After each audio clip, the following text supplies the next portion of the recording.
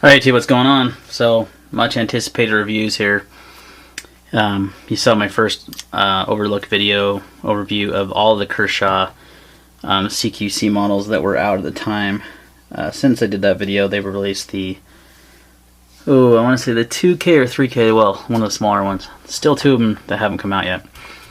But I started with these two, the CQC7 and CQC6, because these two are my favorite of the models, and they're pretty much identical. There's really only one difference, being the blade shape.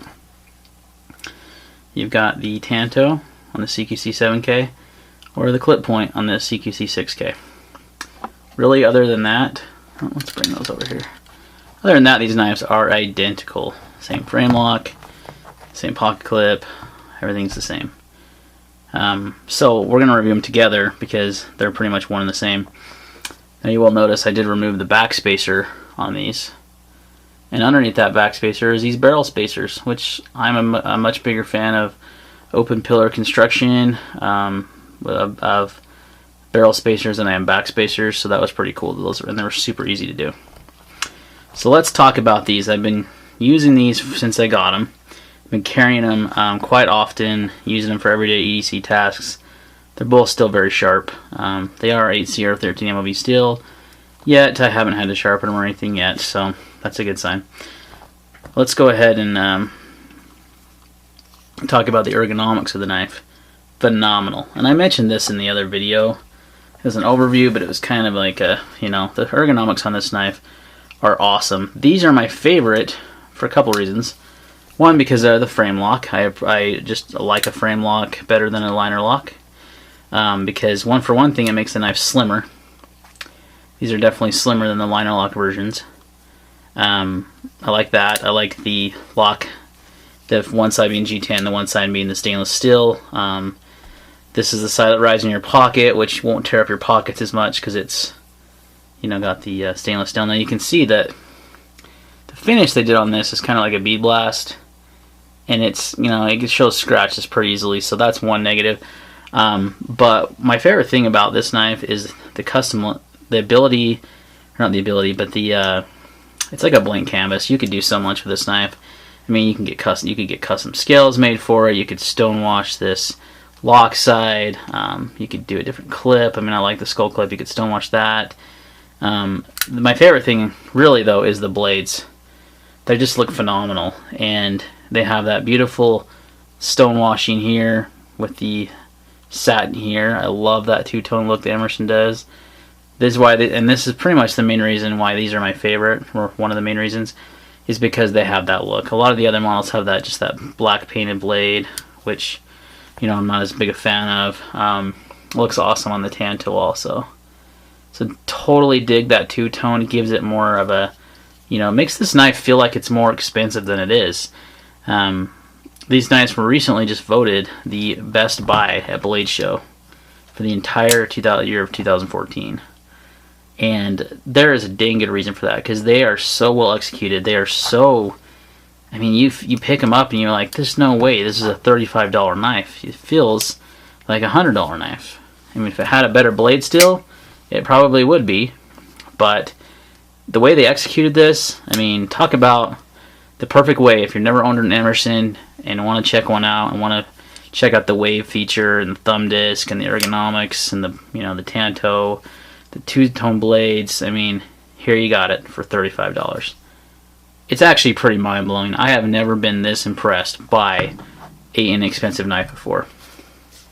In my opinion, these knives, the 7 and the 6, are the best budget blade out there. Better than the Tenacious. Better than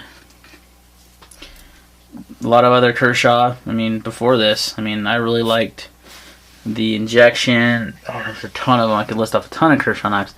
But these really do take the cake. They are the best value out there because they feel like they're just so well put together. They're just nice. They're smooth.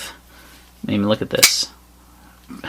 I have never been able to get, and I just tightened the pivot on this and Loctited it just recently. I got it even smoother than this, so super smooth. Never had an Emerson this smooth. Dig the thumb disc. You can customize that. You know, you could do like one of those bullet thumb discs that people do with the bullet casing. So many possibilities. I mean, heck, if you want to go crazy, you could throw a titanium one on there. I know that Pete Gray makes them. So you could really go nuts. It's a blank canvas almost. It's just I'm waiting to see what knife pimper is going to get one first and pimp it out. I think my buddy Rival picked some of these up, and I got to have him get some custom scales, because this is one of those inexpensive knives that's worth putting money into to pimp it out, in my opinion, because it's that good. So this is saying a lot. Now, a lot of people have asked, or I've been reading on the forums, how does the wave feature work? Does the wave feature work? Does, you know, some people says, oh, I can't get it to do it every time. It's like 60% of the time. Well, I'm going to show you that it works every time. It's all about your technique, so let me show you. Oh. Alright, so the whole time I thought I was recording, I wasn't, so I got to do this again. So here it is on the 511 shorts on the front pocket. These are, you know, it's a level front pocket like this. Works fine. On the traditional style pocket, works fine. I mean, back pocket, works fine. I mean, it's perfect. It works every 100% of the time. So I've been reading on the forums that people were saying they can't get to work every time, that the EnduroWave is better, blah, blah, blah. Well, I don't know. Works perfect for me, so there you go. So they executed the wave perfectly. They did the thumb disc. They made them smooth. They're well put together. The finishing's good on them. I haven't had any issues. I've heard a few people have had some wear finishing marks, which can be expected with a knife from China. But mine are perfect. I mean, I can't find anything wrong with them. Took them apart, put some lube on them. You know, everything was finished nicely inside. I mean, they're just stupid at this price. They should be more expensive. I'm telling you. It's crazy. They're definitely worth it. Highly, highly recommend either the 6K or the 7K. I will review the other models later, but I can already tell you these two are going to be the best sellers. No doubt about it. They're a perfect size for EDC. They have a 3 1/4 inch blade.